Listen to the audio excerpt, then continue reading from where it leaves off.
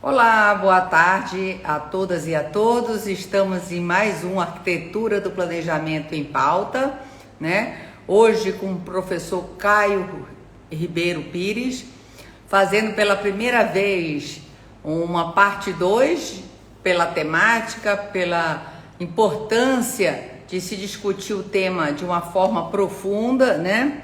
Vamos aguardando aqui o professor Caio, já deve estar entrando para a gente chamar. Estou vendo aí gente que acompanha sempre as lives, né? Vamos ver, ele deve estar entrando.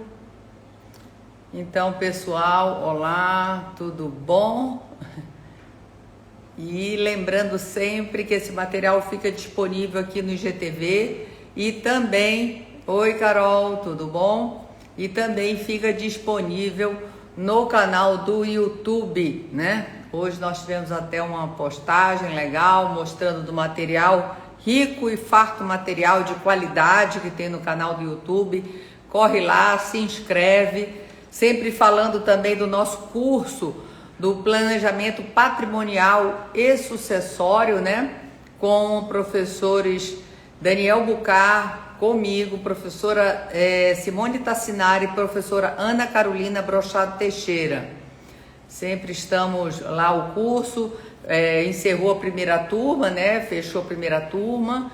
E quem quiser, aqui no link da bio ou danielleteixeira.com.br, podem entrar na lista de espera. Ó, a Carol, acho que, né, tá fazendo, né, Carol? Luana também tá entrando aqui.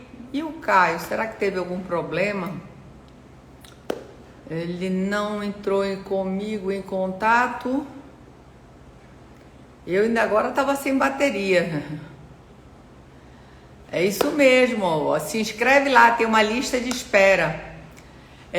A segunda, eu acho que ainda nesse primeiro semestre, eu não sei exatamente quando, mas tem uma lista de espera, então é bom estar se inscrevendo, porque de qualquer forma a gente não quer, como a gente tem as aulas ao vivo, né?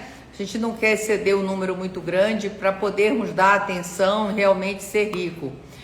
Eu vi que o Rodrigo entrou aqui. Rodrigo, o Caio ainda não entrou. Você pode entrar em contato com ele para ver se teve algum problema, alguma coisa assim, Rodrigo? É que eu não posso sair do ao vivo, senão, boa noite. Rodrigo também, professor Rodrigo da Mata, também autor do Arquitetura do Planejamento Sucessório, tomo 2, um artigo maravilhoso com o professor Ives Nascimento. O artigo do professor Rodrigo é Direito das Sucessões e Patrimônio Imobiliário, o problema da liquidez. Excelente.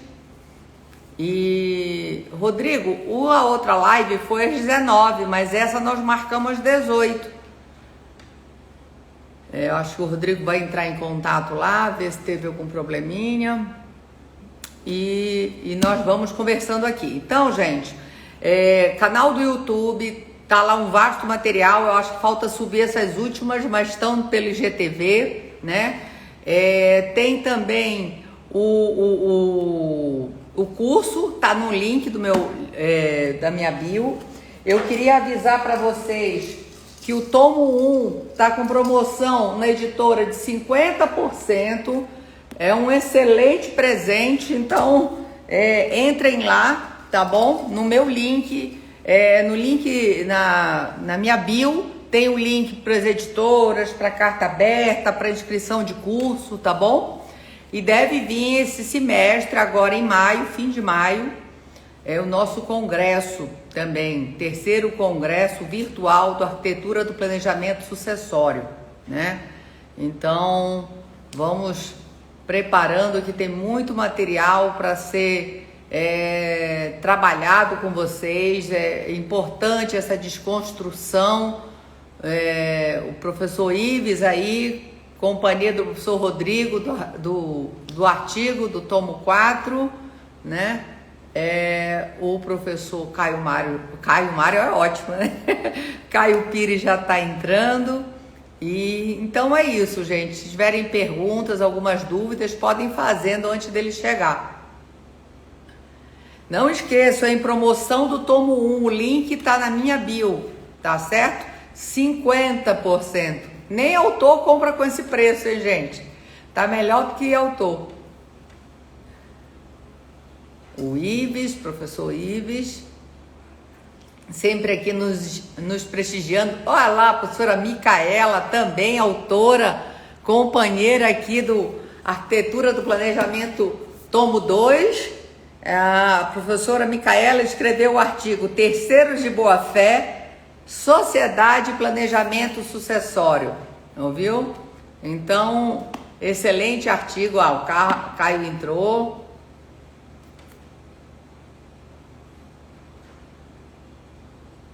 Olá, professores, solicitação. Ok, transmissão.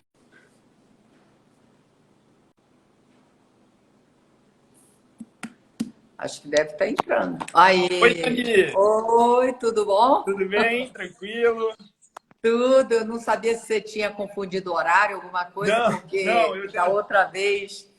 tive umas Então, questõezinhas à tarde. Inclusive umas questões não, de roteiro que imagina. tá aí, mas tá tudo certo. E aí tive que É, resolver, mas tá tudo bem. que bom. Então, desculpa aí também. E mais uma vez, obrigado. Você generosamente está aqui mais uma vez. Olha, o Lucas também prestigiando. Então, eu acho que para quem. Deixa eu apresentar o Caio, para quem não estava naquele dia, né? O Caio, ele tá tanto do tomo 1, neste aqui, que está com promoção de 50%. Ele é coautor com Daniel Bucar, num artigo Sucessão e Tributação, Perplexidades e Preposições Equitativas, né? E no tomo 2, ele tá, que é o tema da nossa live hoje, ainda parte 2, que é o artigo que ele escreveu para esse livro.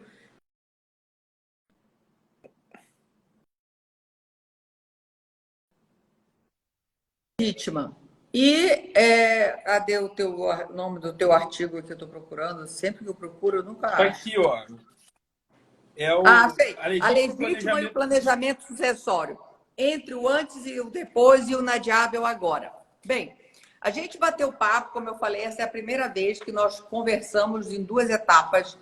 Primeiro, legítima é um assunto pouco discutido, ou de uma forma superficial. Eu acho que nós conversamos, trouxemos questões bem aprofundadas, né, Caio, da outra vez, e tanto que nós não conseguimos seguir na nossa pauta, e até porque eu também fiz uma contextualização, não vou fazer, porque já foi feita lá na outra, só dizer que nós já trabalhamos o assunto da legítima, a gente está entrando aqui, a gente meio que ficou na última, com certeza nós concordamos que precisa esse instituto ser revisitado, de que forma, e principalmente o Caio deu algumas sugestões, alguns aspectos que deveriam ser abordados, mas ficou de deixa para essa live exatamente se a gente sabe que a legítima, o princípio da intangibilidade da legítima é o grande limitador em um planejamento sucessório. Se essas alterações precisariam de alterações legislativas ou se podemos também interpretar sem uma alteração expressa, só com questões de interpretações, princípios e assim por diante. Então, ficou essa provocação para o professor Caio. Eu vou passar para ele a palavra, só mais uma vez apresentando o professor Caio, para quem não estava na outra live.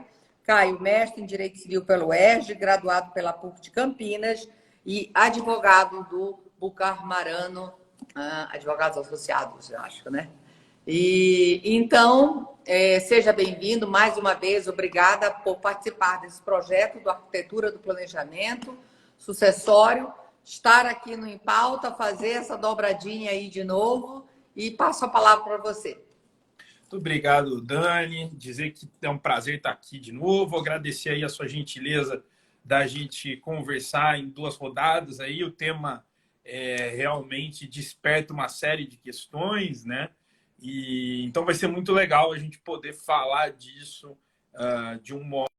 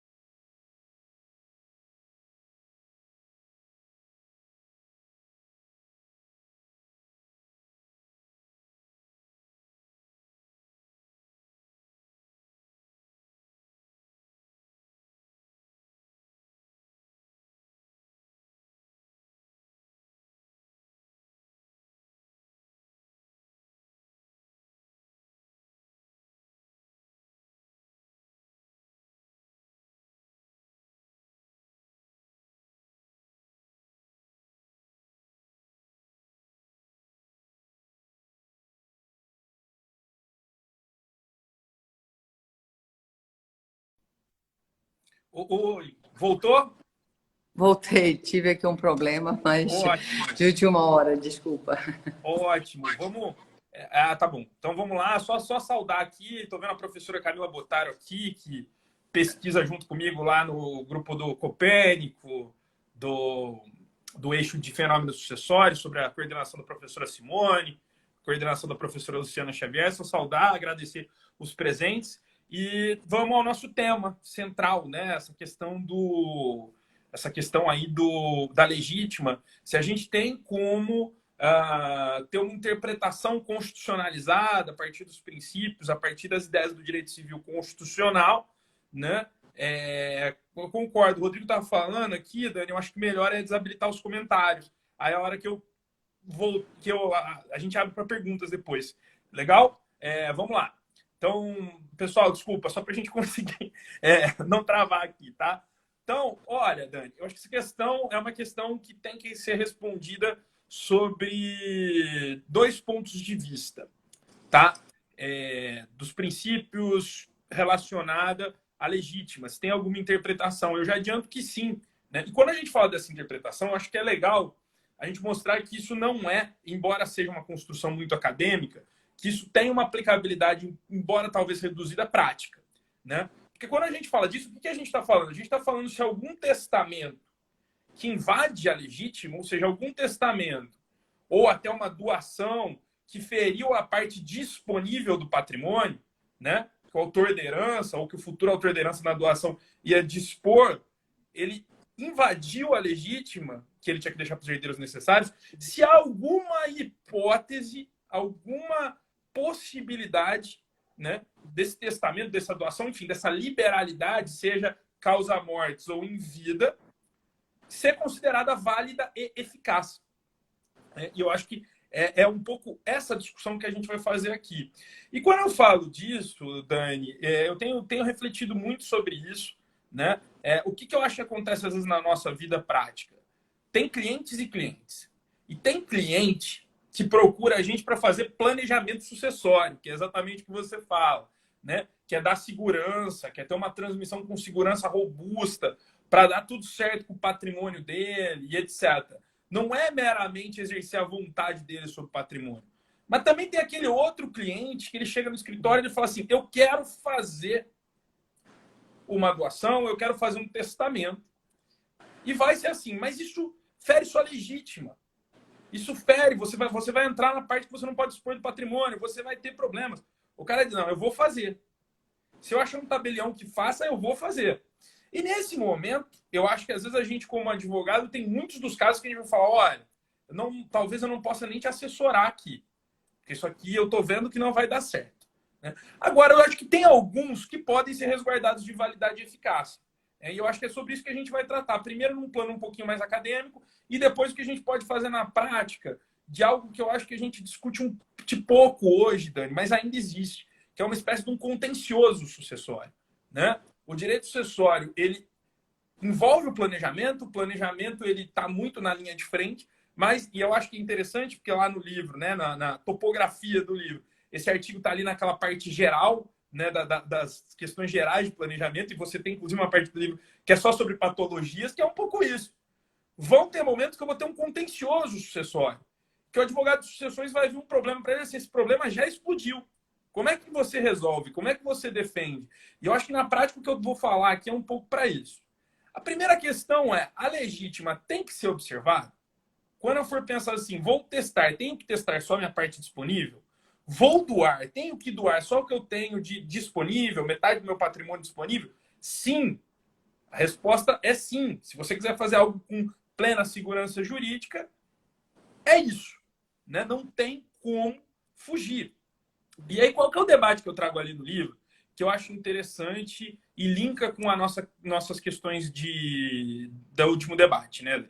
Eu penso assim, a legítima, hoje, ela não é das escolhas mais felizes do legislador, né? Eu classifico que a legítima, por que ela não é uma das escolhas mais felizes? Porque ela carrega no Instituto duas aleatoriedades. Uma que eu chamo de aleatoriedade subjetiva e outra aleatoriedade objetiva. O que isso quer dizer? Aleatoriedade subjetiva quer dizer que os herdeiros necessários lá, os ascendentes, descendentes, cônjuge e, como já falei na última live, nem sempre eles são quem precisa do patrimônio do falecido, quem depende do dinheiro do falecido. Nem sempre. Pode ser que um deles precise, pode ser que quem precise não esteja naquele rol. Então, a legítima ela é muito aleatória. O que quer dizer que é aleatória? Às vezes ela acerta, então às vezes ela resguarda um montante a liderança para alguém que precisa e realmente ajuda aquela pessoa, aquela ali é a proteção patrimonial para ela, vai ser usado para subsistência, né, para satisfazer seus direitos fundamentais de saúde, alimentação e etc. Mas tem casos que não. E a aleatoriedade objetiva, ela é um pouco nessa linha. E por isso que nos meus estudos também, ainda voltando ali um pouquinho na mudança legislativa, eu sempre defendi, e tenho defendido cada vez mais, talvez uma legítima graduada, como são os tributos hoje, né, que a gente tem um escalonamento ali, progressividade, seria interessante. Só que regressiva, no caso, né? Quanto maior o patrimônio, menos legítimo, né? Porque eu falo isso, a legítima também tem uma aleatoriedade objetiva, que é o seguinte: será que mesmo resguardando o patrimônio, sempre 50% do patrimônio dividido entre os herdeiros necessários é o que vai ajudar eles? Eu sempre dou esse exemplo e muita gente me dá razão. Eu falo, olha, depende. Se você tiver um herdeiro que precise mesmo de dinheiro e um testador que não está querendo deixar esse dinheiro para ele, olha, morri, acabou, foi dependente até agora não consigo sustentar mais, não estou mais com a bomba, no dito popular, né? Se houver ali que seja 500 mil, 400 mil dividido, metade disso dividido entre 3, 4 pessoas, é pouco dinheiro. Agora, se eu tiver 400 milhões, é muito. Então, a legítima carece dessa aleatoriedade também que eu chamo de objetiva, né? Aquele valor, ele pode ser mais ou menos do que um herdeiro precisaria ali para suplantar as necessidades dele, né? Para garantir que mesmo depois de falecido uma pessoa que provia ele, ele vai ter dinheiro para uma subsistência, para algo próximo, não vamos entrar nessa discussão, se quiser a gente pode entrar depois, de um patrimônio mínimo, né? Por aí. Então, eu digo que ela é uma escolha legislativa infeliz. Agora, o que eu enfrento ali no artigo, e eu acho que é importante a gente enfrentar, eu acho que quem enfrentou isso com preciosidade em 2 frases, e eu acho que no fim da minha dissertação, e nesse artigo eu fui desenvolvendo essas 2 frases, foi a professora Gisele Dironaca e o professor João Aguirre, quando eles disseram o seguinte: a legítima está na lei, deve ser cumprida e não é inconstitucional. Apenas em alguns casos, em situações de ponderação e derrotabilidade, eu vou admitir validade e eficácia de uma liberalidade que ofenda a legítima. Então, eu acho que é essa a questão. Primeira questão a se enfrentar, porque hoje a gente já tem trabalhos de pós-graduação, né, no mestrado, defendendo que a legítima seria inconstitucional, né? E veja só, me parece que a única chance que a gente teria de não aplicar a lei, de dizer assim, não vamos resguardar a legítima, seria dizer que ela é inconstitucional. A gente só pode fazer isso, porque senão, se a lei é constitucional, eu vou aplicar em regra. Mas eu acho que assim, é importante explicar para as pessoas, como eu falei, nem todo mundo tem o mesmo conhecimento. Quando a gente fala constitucional, a legítima não é tutelada constitucionalmente expressamente na Constituição, o que é o direito de herança no artigo 5º, inciso 30. A legítima é uma opção legislativa, ou seja, da questão lei ordinária. Ela tem base em princípios constitucionais. Não, é só importante estar explicando, claro. Porque... Não, mas preciso, Dani, é exatamente isso. Ela não fere princípios constitucionais, né? A gente tem um posicionamento isolado, eu particularmente não concordo, eu também estou com você. O que está ali na Constituição é o direito de herança, é a impossibilidade do Estado dizer que quando uma pessoa morre, o patrimônio vai diretamente para o Estado. É isso que está ali na Constituição. A gente tem um posicionamento... O professor Heroux Cortiano Júnior tem críticas, inclusive, a esta tutela de herança, né? De direito de herança. E aí você vai. Mas, de qualquer forma, ela é cláusula pétrea, está lá, artigo 5º, direitos fundamentais, então aí já é uma outra questão. Vamos logo na questão da legítima. Mas tem doutrinadores que questionam até o direito de herança, né? O professor Paulo Lobo entende que a legítima está tutelada ali. É um posicionamento, né? Mas é isolado. Então, o que eu digo? Exatamente, a legítima ela não fere princípios constitucionais. Ela tem uma interpretação, a lei, na hora de interpretar, enfim, de certa forma, mediar princípios constitucionais por meio da legítima, ela não é das mais felizes. Por que ela não é das mais felizes? Porque, no fim, A legítima não serve só para solidariedade material, não serve só para dar patrimônio a quem precisa, né? Outorgar patrimônio a quem precisa. A legítima exige ali na família uma solidariedade existencial, uma espécie de consideração com os filhos, com os pais, com os companheiros e os cônjuges, que é um modo muito único, um modelo muito rígido e único de se pensar a família, né?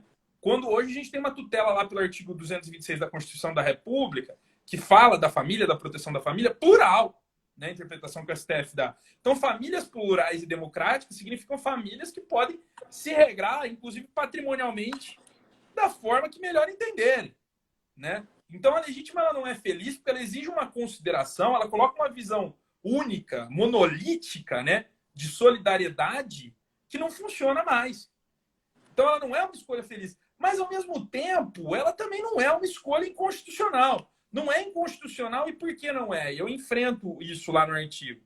Primeiro, porque para dizer que a legítima seria inconstitucional, a gente teria que dizer o seguinte, que a legítima acaba com o direito de propriedade. Né? Porque o que está em contraponto é exigir solidariedade e, do outro lado, não permitir que o testador disponha da sua propriedade, que o testador expresse sua autonomia existencial, né? A professora Isabela Castro, que vai defender agora a dissertação, tem uma interpretação muito nesse sentido, que o testamento também é existencial, é a vontade da pessoa, né? Expressa a personalidade. Pois bem, mas a gente não pode dizer que a legítima acaba com isso, porque não existe nenhuma hipótese no Brasil em que a pessoa não possa fazer testamento. Ela pode fazer testamento sobre parte reduzida do seu patrimônio. Então, dizer que é inconstitucional, que acaba com o direito de propriedade, é muito tenso, né? E também dizer que ela, de alguma forma, é contra uma solidariedade, eu enfrento isso no artigo, por uma espécie de mutação constitucional. O que seria mutação constitucional? É um pouco o que aconteceu com a tutela das uniões homoafetivas e depois o casamento homoafetivo, né? Dizer a Constituição, a sociedade mudou tanto, né? A gente mudou tanto como sociedade que não dá mais para dizer que na Constituição família é homem e mulher. Quanto à legítima, não dá para a gente dizer isso. Aqui eu acho que talvez o argumento da aceitação social caia bem. Não dá para dizer que tem uma repulsa tão grande social a ponto de mudar a Constituição, né? Pelo contrário, a sociedade Exato. brasileira usa...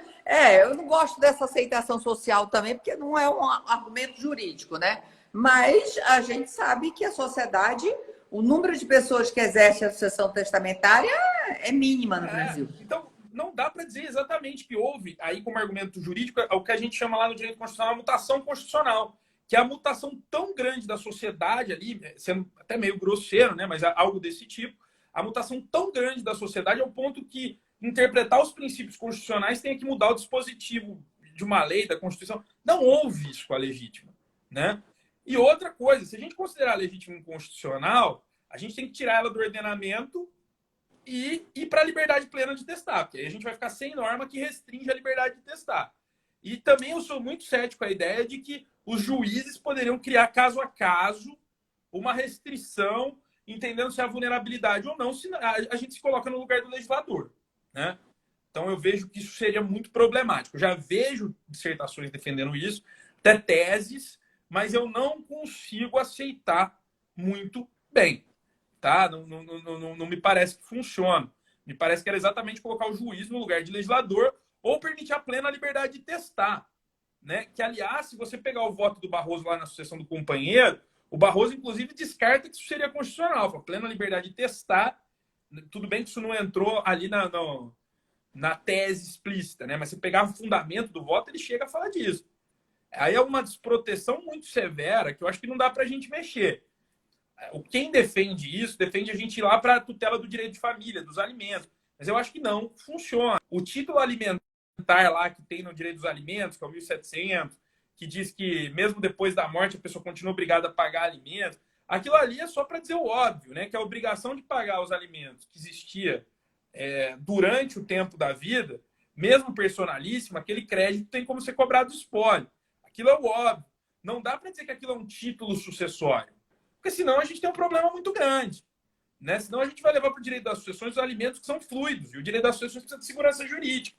Então, eu defendo que essa inconstitucionalidade é muito temerária. E digo também, eu acho que isso é muito hipotético. Acho que se você usar essa tese num processo, ela vai ser rechaçada com certeza. Né? Não tem dúvida de que vai ser. Não existe esse questionamento no STF. Mas eu acho Não, que eu acho que esse argumento, essa linha, é pior do que se tentar efetivamente uma alteração, a questão de, ou na ordem vocatória, mudanças que já no, uma flexibilidade de um 426 do que questionar a inconstitucionalidade da legítima. é, Eu acho que tem outros caminhos que poderiam ter alterações legislativas sem mexer na. E que já ajudaria, já oxigenaria a própria legítima, né? Então, assim, eu acho. Ou então enfrenta-se de cara uma revisão legislativa dela. Esse caminho eu acho o caminho mais árduo, mais difícil claro. e de difícil aplicabilidade. Pois é. E assim, eu acho que aí por honestidade intelectual a gente tem que tratar disso, né? Porque é uma corrente, tá aí. Quem geralmente, talvez quem pesquise para fazer um processo lá, tem um cliente, realmente tem um testamento que invade a legítima, como é que eu defendo? Vai achar isso. Eu acho que fica a opinião de que eu acho uma tese arrojadíssima, mas não acho, não concordo juridicamente, não acho que é uma tese que tenha efetividade, né? Mas existe esse debate. Ó, mas aí é interessante você estar falando de invadir a legítima, né? Por um testamento, normalmente são através de cláusulas restritivas, que também ocorrem isso. Claro. O professor Marcelo Truzzi, né, que tem um livro, a tese de doutorado dele Sim, é sim. sobre o assunto. Eu fiz uma live recente com ele sobre cláusulas restritivas, e ele diz que não só precisa de justa causa, mas uma justa causa com substância que permaneça na abertura do testamento, quer dizer, pode ser até uma justa causa coerente naquele momento, mas que até a abertura, que se gastou 10, 15, 20 anos, já não se justifica, não tem, é como se tivesse sido imotivada, né? E, inclusive, ele diz, na tese para cá eu mudei de ideia, sei que sou minoria, ele fala, mas eu entendo que para cláusulas restritivas em algumas áreas, até na disponível, ele acha que precisaria de justa causa. Ele dá o exemplo do agronegócio, por exemplo, que é um negócio que tem por natureza impenhorabilidade do bem, por safras, por buscar recursos para operacionalizar, viabilizar, e ele acha que em situações assim até não é disponível. Então, assim,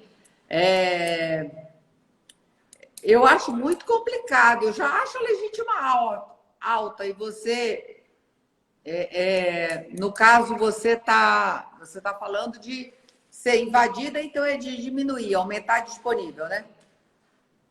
É, é. É de aumentar disponível. Então, assim, também eu estou junto com o professor Marcelo, talvez até mais junto com a Ana Luísa, que a professora Ana Luísa é mais radical do que ele nesse ponto, né? A professora Ana Luísa defende que precisaria de justa causa na disponível.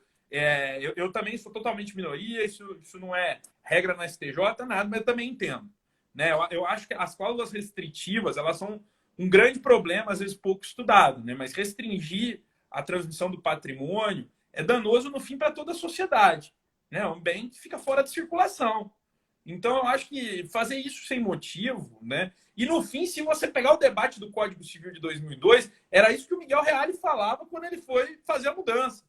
O Miguel Reale falou: olha, tenho recebido um monte de cliente aqui que tem bem com cláusula de indisponibilidade e não sabe o que fazer.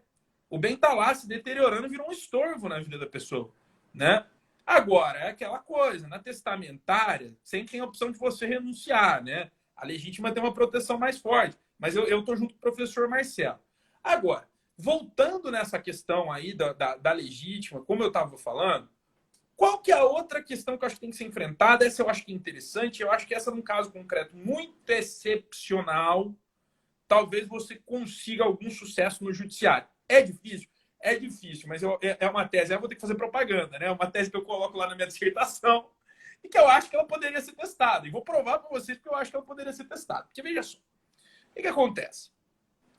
Essa questão da derrotabilidade é outro caso, que é o seguinte: não é dizer que a legítima é inconstitucional, mas é dizer que a legítima tem uma função de solidariedade, e solidariedade existencial e material, mas principalmente material, né? Porque o patrimônio deve servir a satisfazer direitos fundamentais, e acho que a primeira satisfação sempre vai ser da alimentação, da saúde, né? Existencial, eu posso ter não satisfação da solidariedade existencial quando eu tenho diferenças discriminatórias entre as pessoas. Agora, acho que a primeira função é de solidariedade material, né? É de que o dependente tenha um patrimônio garantido. Essa é a primeira função da legítima. E aí, meu questionamento lá na dissertação, e que eu pensei, eu falei, poxa, isso aqui faz algum sentido? É o seguinte, se a função da legítima é essa, será que a gente não pode considerar válida e eficaz uma disposição do testador que invade a legítima? Ou seja, ela faz um uso da disponível maior do que poderia.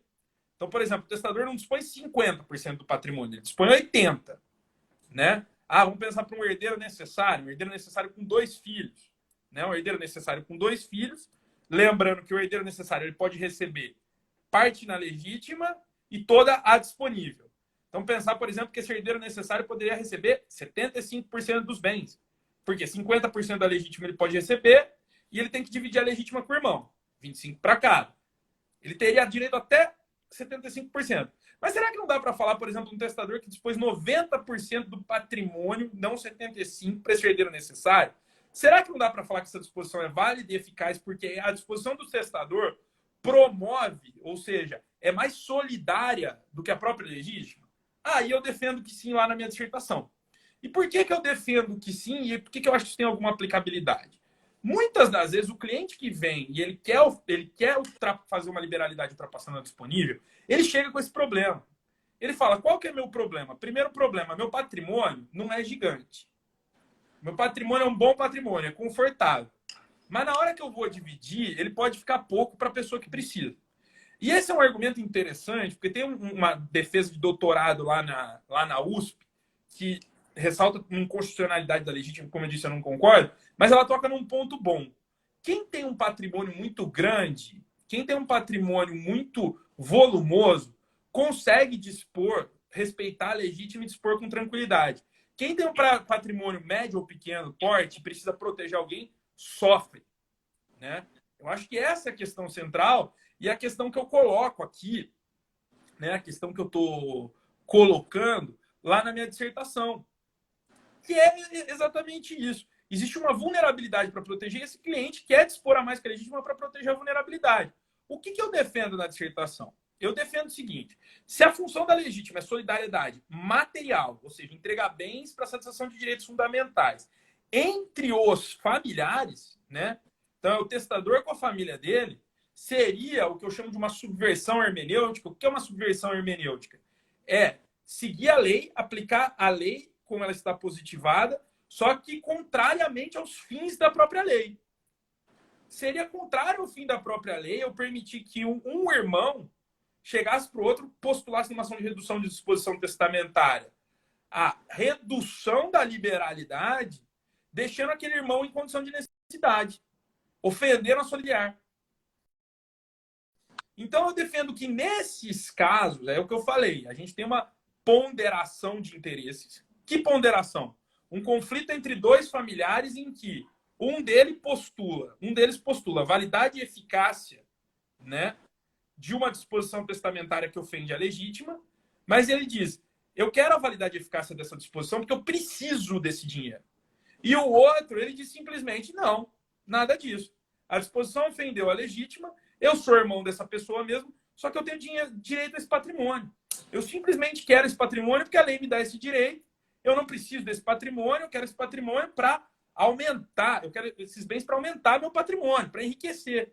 Eu digo que nessa ponderação de interesses, o direito de quem defende a validade e eficácia do testamento ou da doação inoficiosa, né, que ofende a legítima, deve prevalecer. Por quê? Porque é ele que realiza a verdadeira solidariedade familiar. Vou dar um exemplo para não ficar muito abstrato. Né? Eu não vou nem dar o exemplo da minha dissertação, porque eu acho que o exemplo da minha dissertação é um pouco viajado. Mas imagine aqui, vocês, uma pessoa que deixa só dinheiro. Né? Ela deixa dinheiro depositado no banco. E ela faz propositalmente. Ela vende bens, etc. Ela faz conversão de ativo, que é uma forma de planejamento sucessório. Né? Vou deixar só dinheiro, não quero deixar imóvel, nada. E no testamento... Tá bom. Excelente, excelente. Das melhores, né? É o melhor testamento, é só O melhor dinheiro. testamento, Só ativo. Pena que os clientes ainda são resistentes a eles, né? Mas assim, ele vai lá e ele diz: 90% desse dinheiro é para Mas os aí, filhos. só fazendo um parêntese, é porque tem muito essa questão do direito imobiliário, de ter propriedade, isso parece que transmite segurança, isso está muito enraizado, né? Até É, bem pouco tempo atrás, as riquezas eram só em bens imóveis, então tinha pois essa. é. E aí você vê, por exemplo, né? Eu acho que são coisas que podem mudar. Você vê uma pandemia dessa, o imóvel não te traz segurança. Que ele pode estar alugado há anos e acabou, né? Saiu um locador, você não tem outro para colocar ali, o dinheiro está na sua mão. Mas o caso que eu estava trazendo era esse. Imagina isso. A pessoa tem um dinheiro ali, um bom dinheiro, mas não é muito, tá? Assim, um dinheiro razoável. 90% desse dinheiro tem que ir para um dos filhos meus. Aí, poxa, ofendeu a legítima. São dois filhos. Esse filho que está recebendo 90% poderia receber no máximo 75%. Temos que reduzir 15% do que ele está recebendo, né? Só que aí o testador vai lá no testamento e explica. Ele fala: sabe por quê? Porque eu estou aqui com uma doença terminal e essa pessoa que está recebendo 90% dos bens, esse meu filho, ele tem seus 10 anos de idade. Ele vai precisar de educação até a faculdade. O outro filho que eu tenho tem 30 anos, é de outro casamento, é super.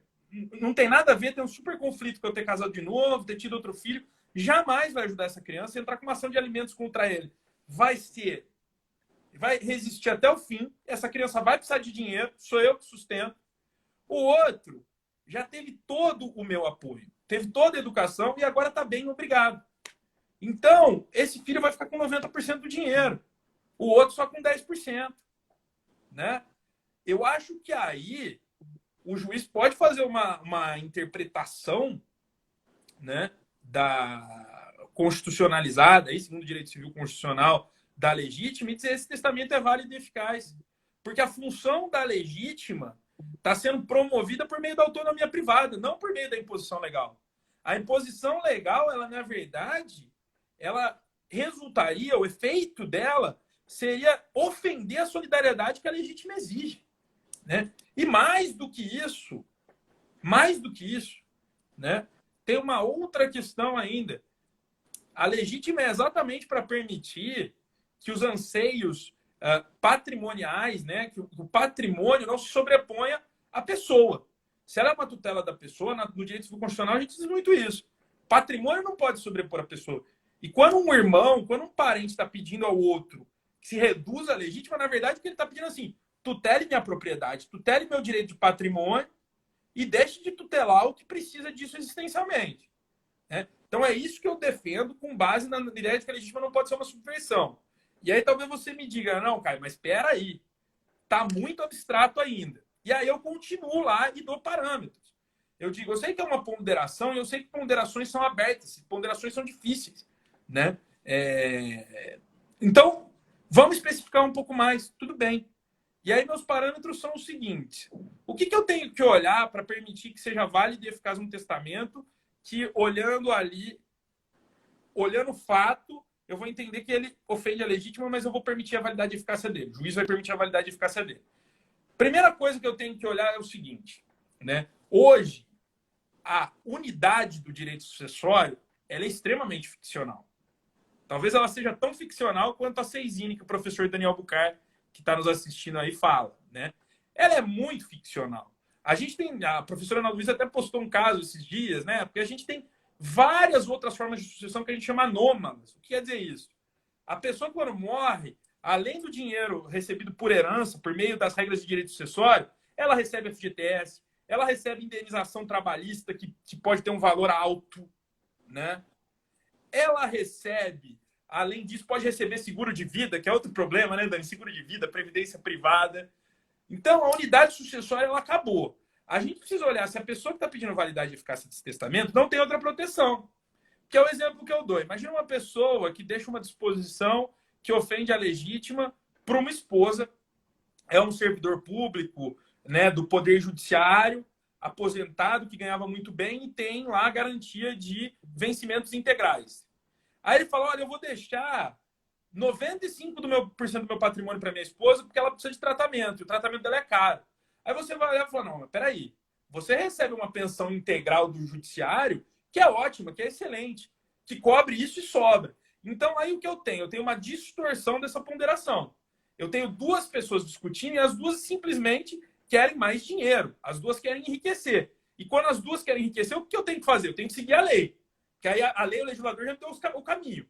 Quando os dois querem enriquecer e o testador, pela sua autonomia, preferia um do que o outro, paciência, é herdeiro necessário, eu sigo a lei. Eu não posso me fazer, às vezes, de legislador. Eu não posso privilegiar a autonomia privada. Eu tenho que privilegiar uma disposição que é mais solidária.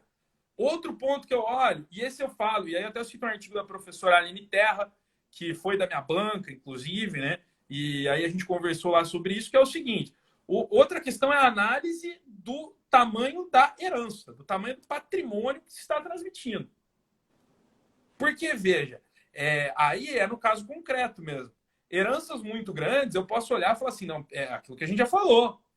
90% de um patrimônio de 50 milhões é muito. Para uma pessoa se educar, aí sobra 75%. Tá ótimo. Então vamos seguir a lei, que as duas pessoas estão lutando para ver quem enriquece mais. Né? Terceiro ponto, e aí que eu acho que a coisa começa a ficar complicado. Quem tem que respeitar ao outro? Né? Quem tem que ser solidário com o outro, como manda a regra da legítima? Os familiares entre si. E aí começa a vir as limitações que a gente tem e a gente precisaria de mudança legislativa mesmo. O exemplo que eu dou lá na minha dissertação é do companheiro. Né? E como é que eu faço essa interpretação? Eu faço essa interpretação por meio da leitura do 1832, que é um artigo lá do Código Civil que diz que quando, essa é a interpretação majoritária do artigo, né?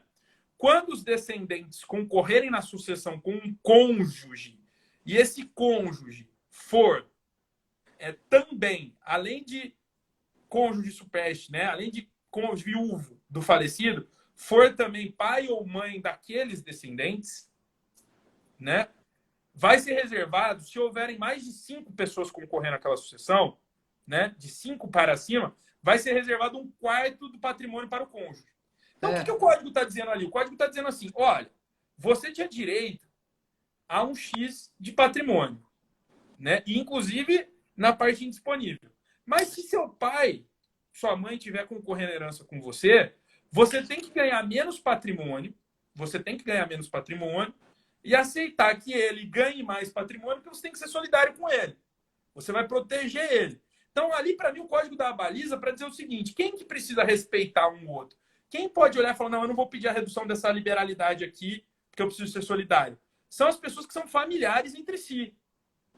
Então, você não pode fazer um pedido de redução de disposição testamentária que fere a solidariedade que você tem que ter com a sua mãe, com os seus irmãos, com a companheira do seu pai, que não era só, que não tinha um parentesco com você. Pode fazer o pedido. Gera uma situação de iniquidade? Gera. Mas aí é o máximo que a gente permite de solidariedade. Como diz o professor Gustavo Tepedino, a gente não pode permitir que a solidariedade no direito privado, por mais distributiva que seja, não pode ser uma solidariedade completa. Ela não pode fazer, às vezes, do poder público. Ela não pode virar política pública. Né? Então, esse era o terceiro ponto que eu coloco lá como parâmetro de ponderação. E o quarto ponto é o seguinte: vez em quando, a validade e eficácia da disposição testamentária por inteiro vai ser muito. Então, é o caso, por exemplo, eu excluí completamente um filho da sucessão e deixei o outro. Falei, não, mas alto lá. Para quê? Para que o outro possa se educar. Mas esse dinheiro, ele não precisa de todo esse dinheiro para se educar. E qual que é o problema? O nosso direito das sucessões, ele ainda é baseado em parâmetros fixos, né? Então, as pessoas recebem percentuais fixos da herança. O juiz não tem essa disponibilidade de fazer como alimentos. Quanto você precisa? Toma, tá aqui, né? Então, para evitar isso, que eu acho que seria muito danoso à segurança jurídica, essa falta de parâmetros, eu sugiro que o 1832 seja olhado de novo. Quando eu olho e falo assim, olha, tudo bem, a validade e eficácia dessa disposição testamentária precisa sim ser mantida. Mas uma parte precisa reduzir porque ela é completamente excessiva. Eu sugiro como padrão que se mantenha o quê? Que se permita a disposição dos 50% da legítima, se o herdeiro necessário, se isso for direcionado ao herdeiro necessário, como é o caso que a gente está colocando aqui, que se permita também a participação dele na legítima que ele teria direito normalmente, e mais ainda uma outra cota que em alguns países já existe como cota de melhora de 1/4 do patrimônio sobre a indisponível. Então, além das duas outras partes que ele já receberia comumente, eu vou reduzir até chegar nesse ponto, né? Então, essa é a minha proposta. Eu sei que é um pouco complicado. Da onde eu tiro isso? Novamente, eu olho para o 1832. Eu falo assim, se tiverem mais do que, né, pelo menos nesse caso, mais 5 ou mais pessoas concorrendo à sucessão, por que eu tenho que ser solidário com o cônjuge e não tenho que ser solidário com o meu irmão? Isso é solidariedade familiar também. Então, eu imponho que ali pode existir isso também.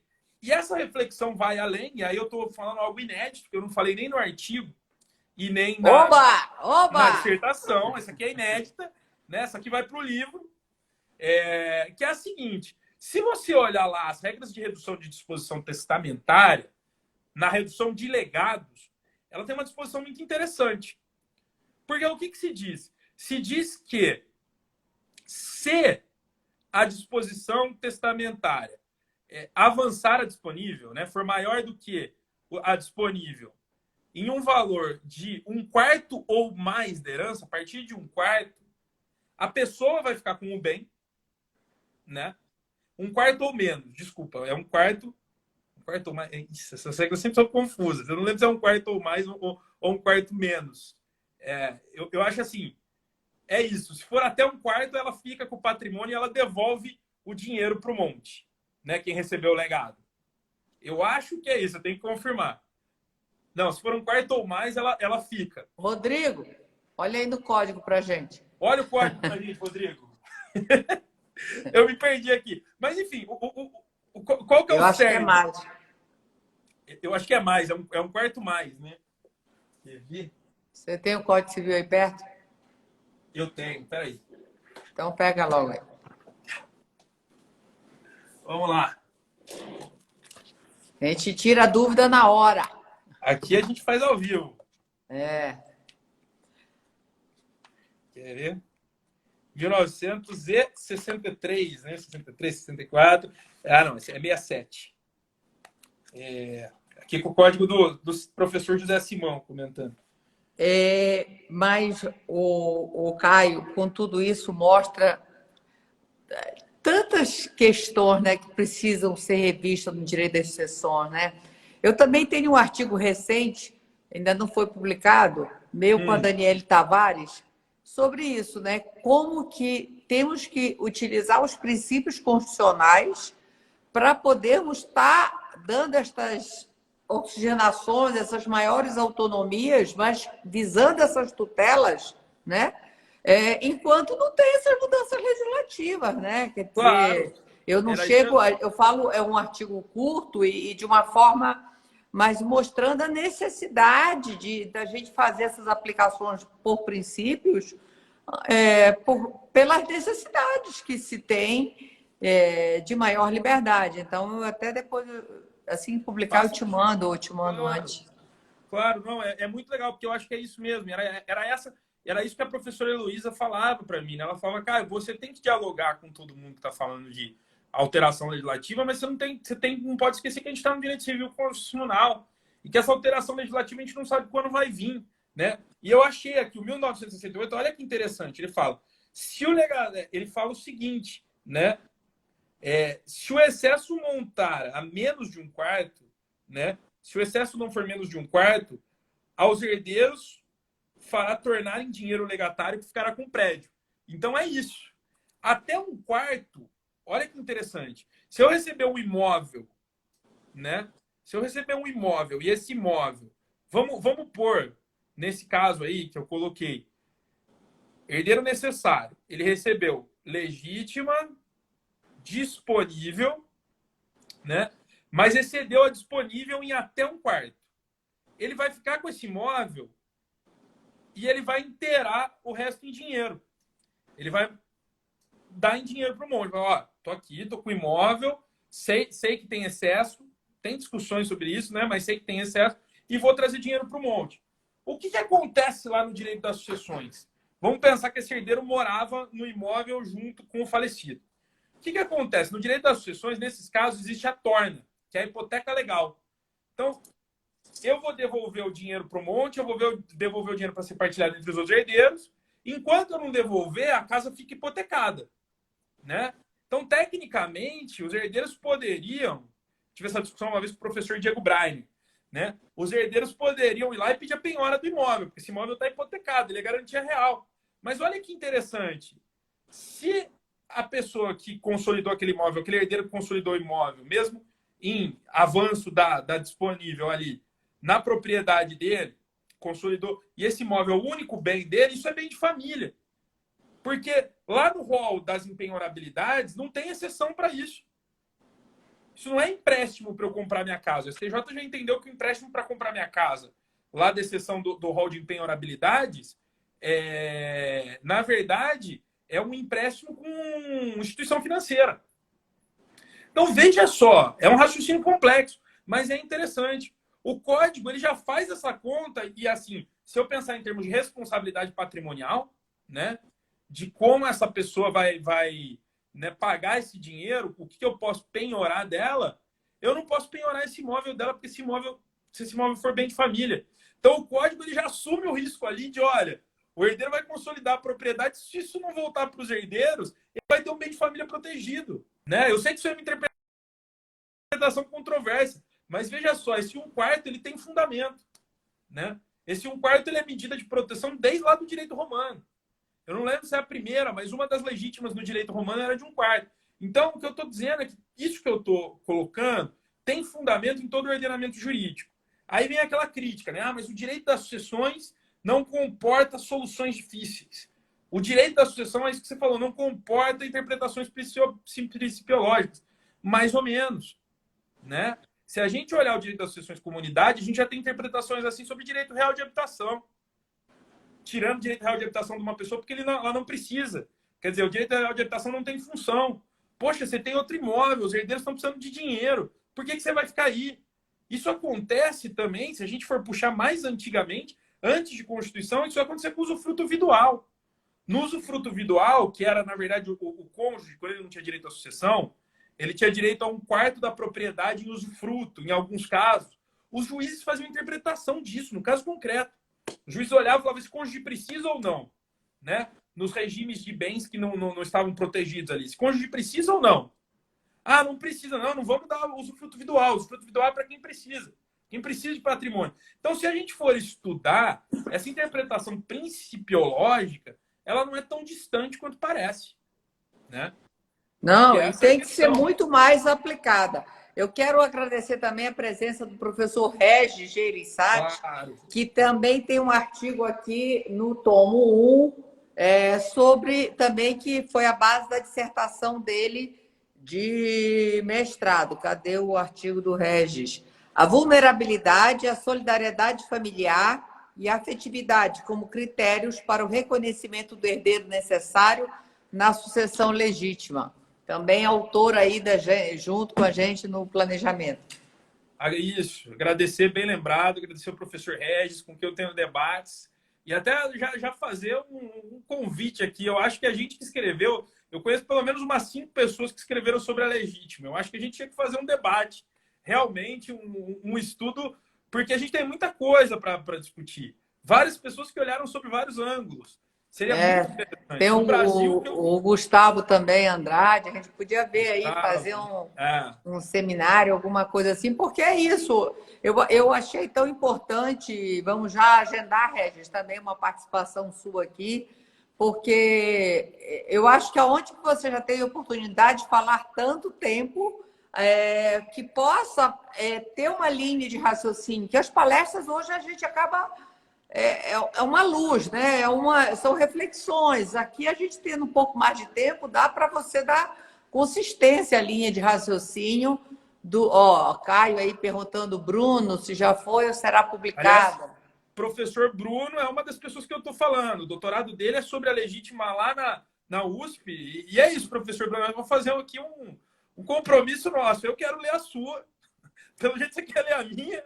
Não sei se vai ser certamente não será tão proveitosa quanto a sua, mas eu também quero ler o seu trabalho. E se vai ser publicado, vai ser publicado. Eu vou fazer um esforço, eu vou cuidar dela e ela vai ser publicada sim. Olha, a Bru, deve ser Bruna, não sei, a base de cálculo para apurar um excesso na doação varia conforme a testamentária ou por ato intervivo? Não, não. A base de cálculo, Bruna, não. Né? Sempre vai ser uma metade disponível ou uma metade indisponível. Tudo bem, Bruna? O que muda é o seguinte: o que muda é o momento em que eu vou aferir, que eu vou concluir se houve ou não violação legítima. Quando existe doação, eu vou olhar o A questão da patrimônio. doação está bem complexa agora por causa da colação, né? Mas olha, Dani, assim, a Bruna falou, a doutrina usa uma expressão que eu acho muito interessante. A doutrina diz assim: quando eu for ver se uma doação é oficiosa ou inoficiosa, eu vou pensar a pessoa como se morta fosse no dia da doação. O que já mostra que o 426 é uma grande ficção, né? Porque você vai pensar como se tivesse morrido naquele dia. Doou, tinha patrimônio disponível ou não tinha? E aí você está falando uma questão interessante que é a da colação, né, Dani? Agora, não sei você. Eu tenho um posicionamento que eu extremo muito. Eu e o professor Daniel Bucardi conversamos muito sobre isso. Eu extremo muito a questão da colação da questão da legítima. Para mim, assim, o título de herdeiro necessário me habilita a colação. Mas a legítima é presunção. A colação vem de uma. Desculpa, a colação é presunção. A legítima é proteção. Então, no meu entender, a questão da colação ela não pode tornar uma doação inoficiosa. Entendeu? Ela pode levar um bem para se colacionar com um valor muito maior do que aquele que foi doado.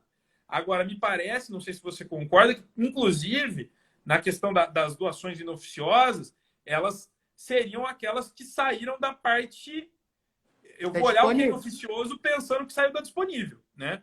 Se a doação não saiu da disponível, ela volta e a gente vai resolver no momento que começou o inventário.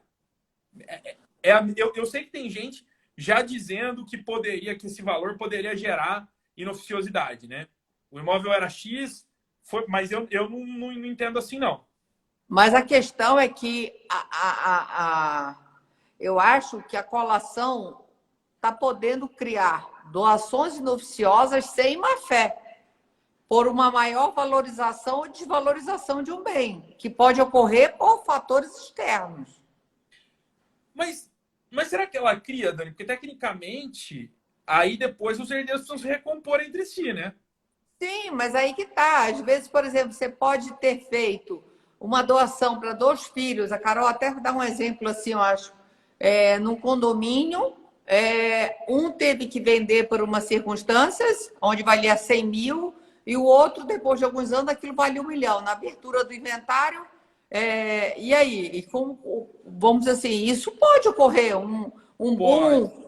Então, assim, e aí? Foi dado igual, dois terrenos de esquina no mesmo condomínio, um por uma circunstância vendeu e o outro que não, e faz essa abertura do inventário, e lá o imóvel está valendo 1 milhão, e o outro que apurou por necessidade, seja lá o que for, os 100 mil na época, vai valer o quê? 100 1 milhão, ele está devendo 900 aí? Ele tá devendo 900.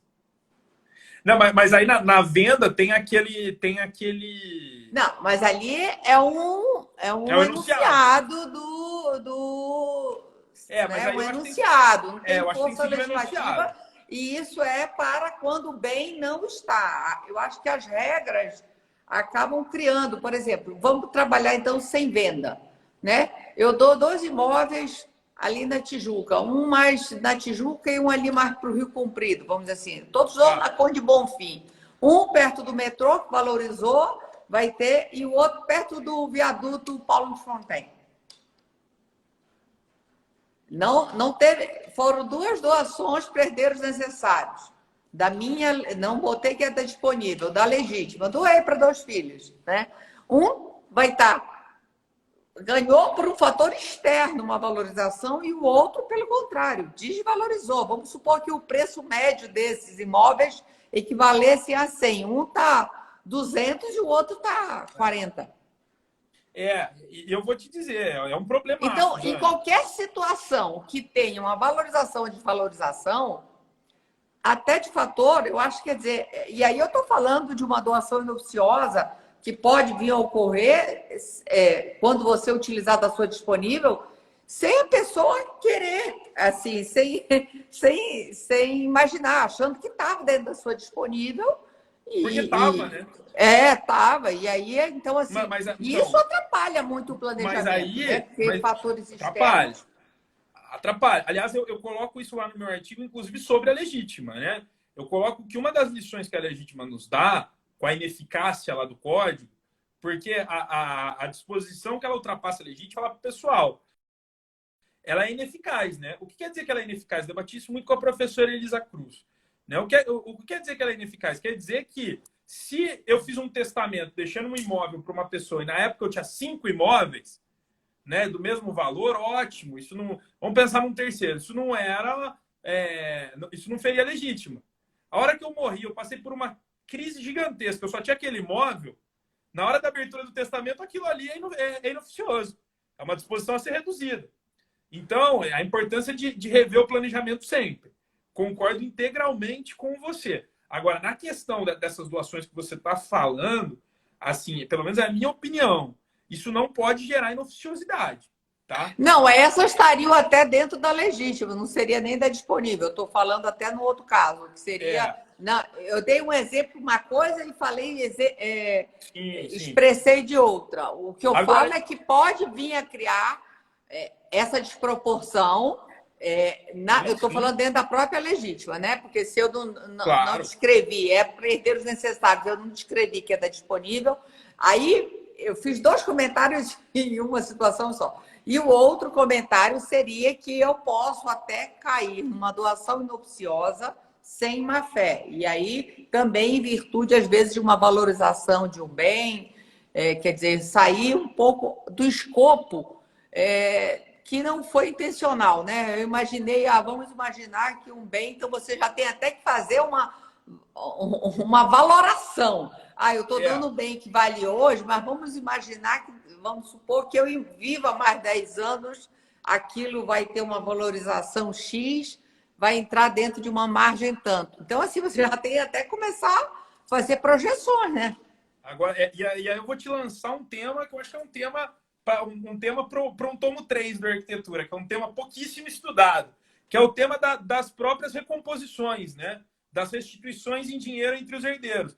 Eu estou entendendo é exatamente isso que você está falando. E aí eu concordo com você. O efeito prático é o mesmo de uma inoficiosidade, mesmo que não seja. Porque eu vou Mesmo ter que que não restituir. tenha. E não é restituição, né? O professor Rodrigo da Guia me corrigiria aqui.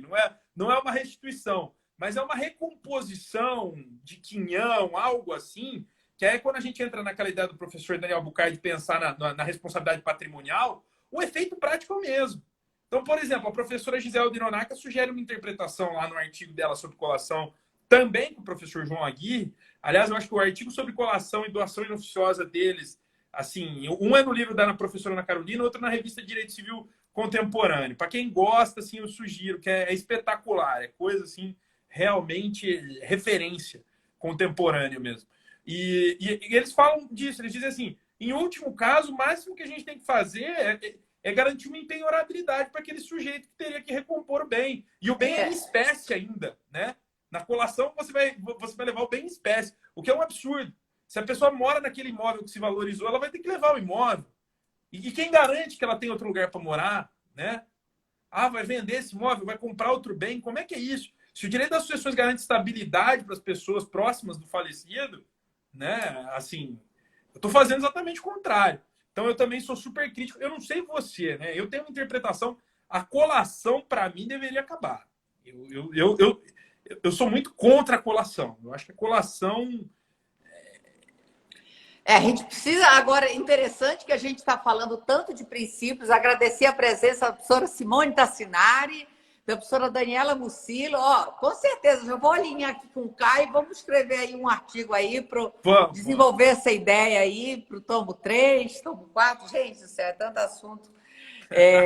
Mas vamos lá.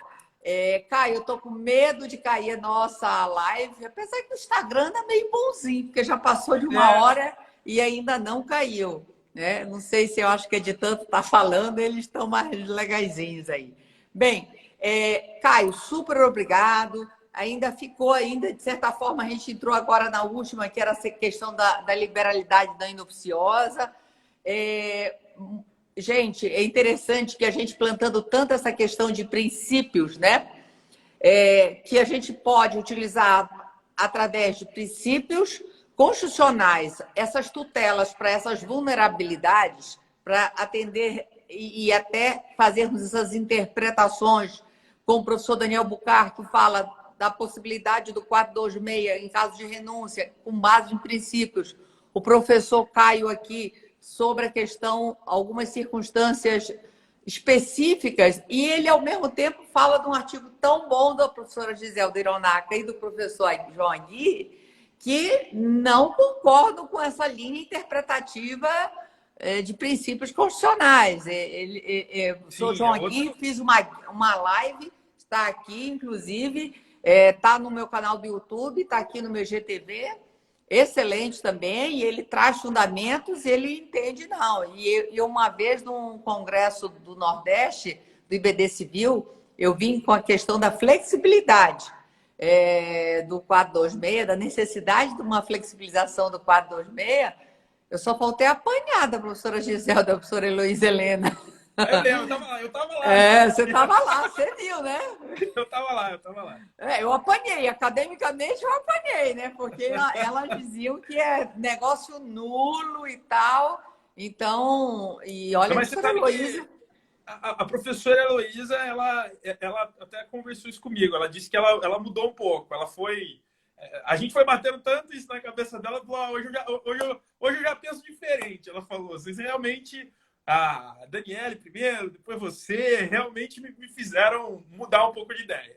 Ah, que bom, porque e a gente só muda quando a gente vai estudando e podendo se aperceber. Simone Tassinari, eu acabei de falar no início do nosso aqui, o Caio demorou, falei do nosso curso, o link, quem tiver, tem alunas aqui do nosso curso, pessoas que já estão se inscrevendo, se inscreverem, falei que vem congresso pela frente, né? Muito espaço para a gente estar discutindo essas ideias. Agradecer a todos os professores que trabalham aí na arquitetura junto comigo, nesse projeto que estamos só no início, que ainda tem muita coisa a ser discutida. Estamos aqui, a proposta do Arquitetura do Planejamento em Pauta é isso, desconstruir, criar espaço para os autores falarem de uma forma mais contraída e de temáticas tão importantes. Eu acho que as pessoas indiquem essa live, a primeira e a segunda aqui, ó, na Lu, né? Também aluna aí, é isso mesmo. Temos que estar e desconstruindo, então temos que estar estudando, trazendo para a realidade essa situação. Micaela, beijo grande para você. Beijo, também. Micaela, Caio, vamos ficar antes, senão eu não posso nem salvar isso. Beijo. Obrigado, Dani. Um tchau, beijo. Gente. Tchau, obrigado. Olha o link da bio. O tomo 1 está com 50% de desconto, tá bom? Gente, aproveitem. Obrigado, gente. Tchau, tchau. Boa noite. Obrigada eu.